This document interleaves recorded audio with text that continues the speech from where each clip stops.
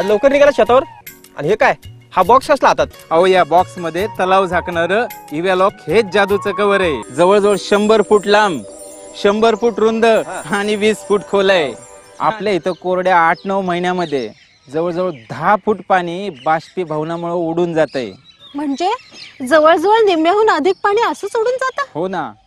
अहो म्हणून तर हे इव्हॅलॉक आणलंय. ह्याच्यावरची पिशवी कैचीनं कापून टाकू. ही झाली जाळीची इव्हॅलॉकची पिशवी. याच्यामध्ये 20 फुटाची दोरी असते. ह्या दोरीचं एक टोक ह्या इव्हॅलॉकला बांधायचं आणि या बॉक्स मध्ये दुसरी एक जाळीची पिशवी दिलेली असते.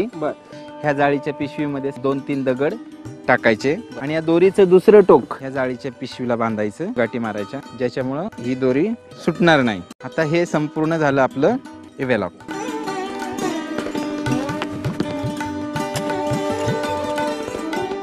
इव्हॅलॉक बेगला दगड आणि दोरी बांधल्यामुळं ती पाण्यात आहे तिथंच एखाद्या कमळासारखी तळ्यामध्ये थांबेल आणि जाळीच्या पिशवीतून ठराविक प्रमाणात इव्हॅलॉक बाहेर येऊन अतिशय पातळ फिल्म पाण्यावर आपोआप सतत पसरेल.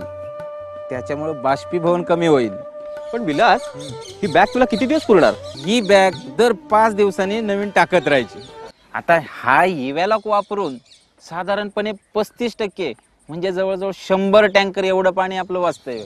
आणि दर 1000 लिटरला फक्त 8-9 रुपये खर्च येतोय बघ.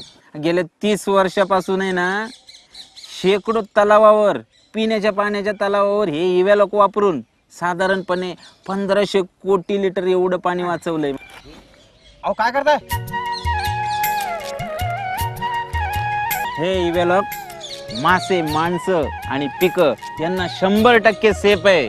सगळ्या शेतकऱ्यांना सांगा, हे इव्हॅलॉक वापरा आणि लाखो लिटर पाणी वाचवा.